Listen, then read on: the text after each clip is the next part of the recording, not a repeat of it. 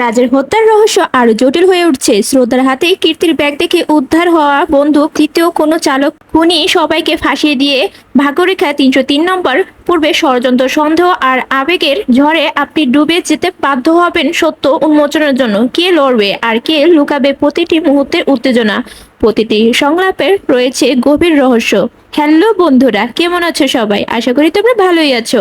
নিয়ে এলাম ভাগ্যরেখা সিরিয়ালের নাটকের 303 নম্বর পর্বের একটা সুন্দর ব্যাখ্যা। তাহলে বন্ধুরা, কথা না বাড়িয়ে চলো যাই। তার আগে যারা এখনো আমাদের চ্যানেলটি সাবস্ক্রাইব করনি তারা এক্ষুনি সাবস্ক্রাইব করে পাশের ঘন্টা আইকনটি চালু করে রেখো।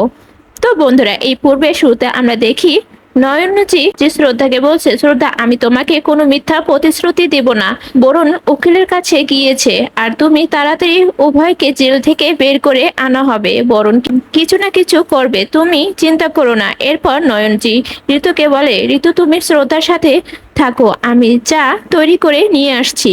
এরপর ঋতু শ্রদ্ধা বলে, শ্রদ্ধা তুমি চিন্তা করো না, আদালতে প্রমাণ করবে ও ভাই ভয় নিজের জীবন বাঁচাতে রাজকে গুলি করেছে। তখন শ্রদ্ধা বলে, না বুয়াজি, এটা সঠিক নয়। তখন ঋতু বলে, আরে কি বলছো তুমি শ্রদ্ধা? তখন শ্রদ্ধা বলে, আমি ঠিক বলছি, গুলি ও ভাই বা আমি কেউ করিনি। আবার অন্যদিকে আমরা দেখি উভয় উকিল এবং বরুণের সামনে বলছে, হ্যাঁ গুলি আমি বা শ্রদ্ধা কেউ করেনি। তখন বরুণ বলে, তাহলে গুলি হয়তো কোনো তৃতীয় ব্যক্তি করেছে। তখন উভয় বলে, হ্যাঁ এটাই সম্ভব। আবার এদিকে আমরা দেখি বুয়াজি দেয়ালের একটা গুলির দাগ দেখতে পায়। তখন বুয়াজি বলে, তাহলে প্রথম গুলি এখানে হয়েছিল।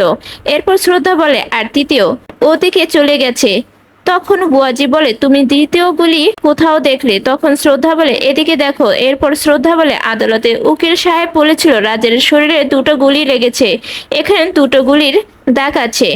তাহলে রাজকে কোন তৃতীয় ব্যক্তি খুন করেছে? আবার অন্যদিকে আমরা দেখি বরুণ উভয়কে জিজ্ঞাসা করে যে তৃতীয় ব্যক্তি গুলি করেছে তাকে তুমি শ্রদ্ধা কি দেখেছিল? তখন উভয় বলে, না আমরা তাকে দেখিনি, কিন্তু এই গুলি তৃতীয় কোনো ব্যক্তি করেছে। আবার ওদিকে বুয়াজি শ্রদ্ধা বলতে থাকে যে ব্যক্তিগুলো করেছে সে সে আসলে খুব চতুর ছিল না, ফলে সে এত নিখুঁতভাবে গুলি করে কিভাবে? শ্রদ্ধা তখন বলে উঠে, চতুরি হোক বা কেন, সে কোনো না কোনো প্রমাণ রেখেই যায়। বুয়াজি তখন বলে ওঠে, এই দুটো গুলির দাগই তোমাদের জন্য বড় প্রমাণ। এরপর আমরা দেখি শ্রদ্ধার বাড়িতে রাগিনীজি আসে। তখন সেখানে নয়নজি চা নিয়ে আসে আর নয়নজি রাগিনীজিকে দেখে খুব অবাক হয়ে যায় এবং তার হাতে থেকে সব চায়ের কাপ মাটিতে ভেঙে পড়ে যায়। নয়নজি তখন রাগিনীজিকে বলে, তোমার এত সাহস, আমাদের ছেলেকে খুনের অভিযোগে চাপিয়ে তুমি আমাদের বাড়িতে এসেছো?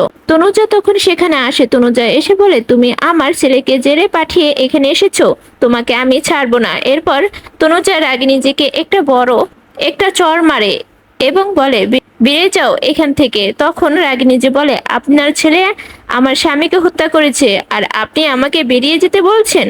তনুজা তখন বলে, তোমার স্বামী তোমার বোনকে মারতে এখানে এসেছিল, তুমি আদালতের মিথ্যা বললে কেন?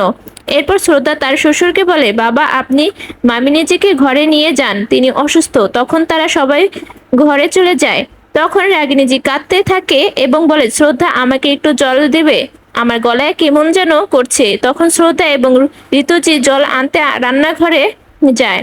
ঋতুজি অর্থাৎ বুয়াজি। শ্রদ্ধা বলে, কি দিনকাল করলো সে, আমাদের ফাঁসি দিয়ে আমাদের বাড়িতে এসেছে, জানি না কি উদ্দেশ্যে এসেছে। শ্রদ্ধা বুয়াজি যখন রান্নাঘরে যায় তখন রাগিনীজি তাদের পুরো বাড়ি অনুসন্ধান করতে থাকে। সে কি যেন খুঁজেছিল, সে হয়তো কোন প্রমাণ মুছে ফেলার চেষ্টা করছিল, অথবা সেই চুক্তির কাগজটা খুঁজতে এসেছিল। এরপর বুয়াজি এবং শ্রদ্ধা ড্রয়িং রুমে এসে দেখে সেখানে রাগিনীজি নেই, সে সেখান থেকে চলে গিয়েছে। এরপর আমরা দেখি অনেক ভীত হয়ে স্কুল থেকে বাড়িতে ফিরে আসে আর কিয়াকে দেখে শ্রদ্ধা বলে, কিয়ারা তোমার কি হয়েছে? তখন কিয়ারা ভয়ে ভয়ে বলে, মাসিয়া এবং সানভি। তখন শ্রদ্ধা বলে, এ কি হয়েছে সিয়া, সানভি? এরপর আমরা দেখি সিয়া এবং সানভির বাড়িতে ফিরে আসে। সিয়া এবং সানভিকে জিজ্ঞাসা করলে তারা বলে, আমরা পুরো স্কুলে ছড়িয়ে দিয়েছে আমাদের বাবা একটা খুনি, আমাদের বাবা লোককে হত্যা করেছে, আর এটা নিয়ে পুরো স্কুল আমাদের অভিযোগ করছে, সব বাচ্চারা আমাদের কটূক্তি করছে, আর আমাদের গায়ে এসব কি লিখেছে দেখেছো? সিয়া এবং সানভি পোশাকের সামনে লিখে দিয়েছিল আমাদের বাবা খুনি। এরপর বাচ্চারা শ্রদ্ধাকে বলে, মাম্মা আমরা স্কুলে যাব না, স্কুলে গেলে সবাই আমাদের এভাবে যন্ত্রণা দিবে। তখন শ্রদ্ধা বলে, কেন তোমরা স্কুলে যাবে না? তাহলে প্রমাণিত হবে তোমাদের বাবাই দোষী। সবাই তখন তোমাদের বাবার উপর মিথ্যা অভিযোগ করবে। তখন সিয়া সানভি এবং সানভি বলে, আমরা স্কুলে যাব, আমরা আমাদের বাবাকে দোষী প্রমাণিত হতে দেব না। তখন শ্রদ্ধা বলে, হ্যাঁ তোমরা স্কুলে যাবে এবং স্কুলে সবাইকে উচ্চ স্বরে বলবে আমাদের বাবা কিছুই করেনি, উভয়ের বাবা। তখন বাচ্চাদের বলে, এরপর স্কুলের কোনো সমস্যা হলে তোমরা প্রথমে আমাকে জানাবে।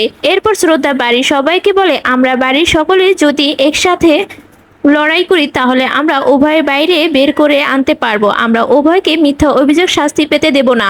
আমরা সবাই মিলে উভয়কে বাইরে নিয়ে তো বন্ধুরা, আজকে এই এপিসোডে যদি ভালো লাগে তাহলে কমেন্টে জানিয়ে দাও এবং চ্যানেলটি লাইক সাবস্ক্রাইব করে পাশে থেকো।